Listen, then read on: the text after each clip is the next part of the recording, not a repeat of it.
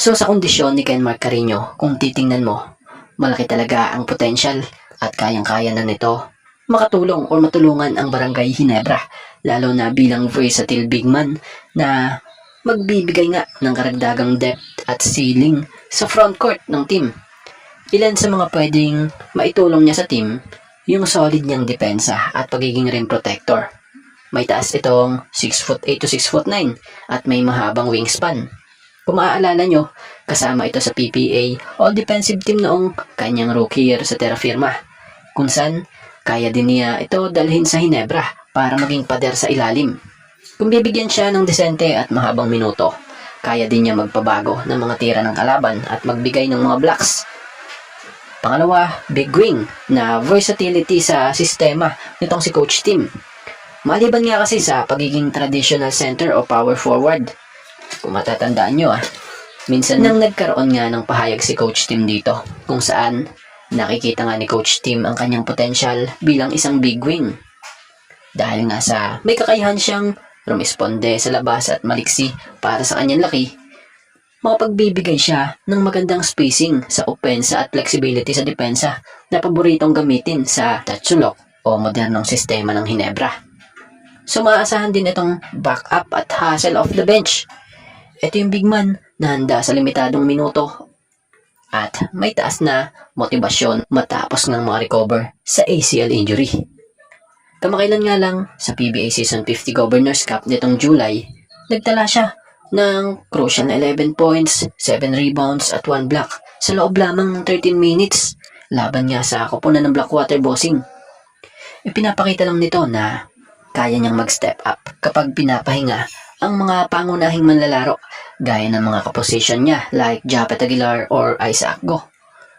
So sa pangkalahatan, bagamat itinuturing pa siyang work in progress dahil sa mahabang panahon ng pagpapagaling, ang presensya, rebound at depensa ni Kenmark Carino ay malaking tulong para mapanatiling sariwa at matatag ang frontline ng Ginebra sa mahabang takbo ng torneo.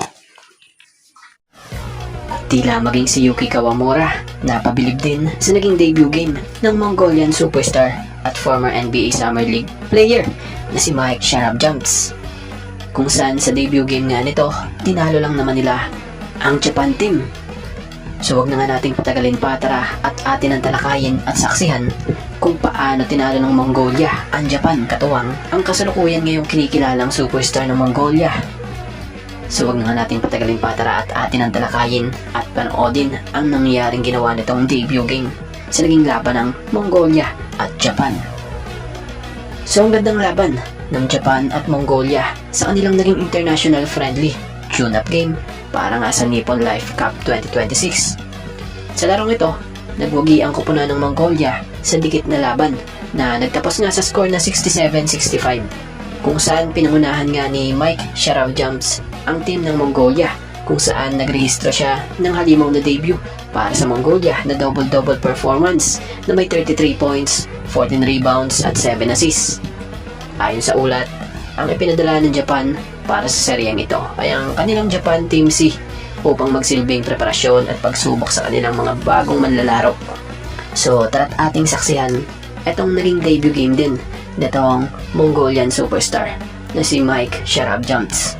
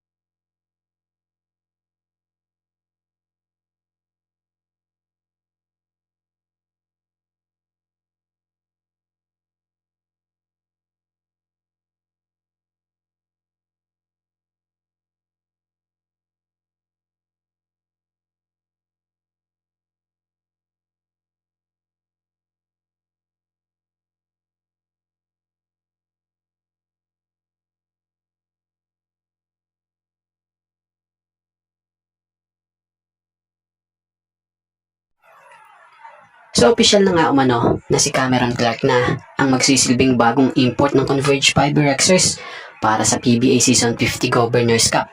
Batay na rin dito nga sa gaya ng mga post or update ng Purple Nation at Fiber Xers Bulletin. So credit po and thank you. Siya nga ang dumating sa Converge para palitan si Jamal Franklin. So matatanda ang napabalita rin na si Traven Thibodeau sana ang kukunin. Ngunit nagkaproblema umano ito sa kanyang height kung saan sumobra ito sa limitasyon ng tangkad. So kung tutuusin, sayang din itong si Thibodeau kung ito'y pumasok sa height test sa kanya. Dahil mahusay rin itong player At fresh na fresh pa nga din ito galing sa kampyonato sa IBL kung saan tinanghal pa siyang finals MVP doon. So napakahusay din talaga ng player na to. Kaya lang sayang talaga dahil hindi siya pumasa sa height limit ng PBA ngayong Governors Cup. So ayun, kaya si Cameron Clark nga po ang napili nila. So kagandahan naman sa pagkakakuhan din ng Converge ngayon kay Cameron Clark, maasahan ito dito sa malalim na karanasan nito sa PBA. So veterano na nga si Clark sa PBA dahil naglaro na siya sa dating mga teams dito sa PBA gaya ng NLEX at San Miguel Beermen, maging sa dating guest team na Hong Kong Eastern. So alam na nga niya ang pisikal na estilo ng laro sa Pilipinas. At sa madaling salita, hindi na niya pa kakailanganin magtagal mag-adjust dito. Kumbaga, madali na lang sa kanya. Eto. So may kakayahan nga po siyang magbigay sa Converge ngayon ng matatag na puntos at depensa.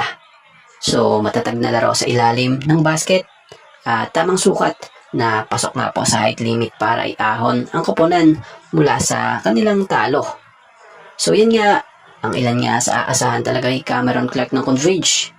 So yun bang tipong inaasahan or aasahan din talaga sa kanya na magbibigay siya ng katatagan para putulin ang sunod-sunod na pagkatalo ng Converge. So tingnan natin kung anong ipapakita ang laro ni Cameron Clark dito sa team ng Converge na siyang inaasahang makatutulong sa kanila. So ito na nga po ang pangatlong import ng Converge ngayong PBA Season 50 Governors Cup. At bago nga ang lahat, baka naman po pwedeng makahingi ng isang subscription para sa ating channel or pakifollow na rin po kung nagustuhan nyo ang ating mga basketball update. At kung ito na may makakabigat para sa inyo, kahit isang like and share na lamang po. Maraming salamat po.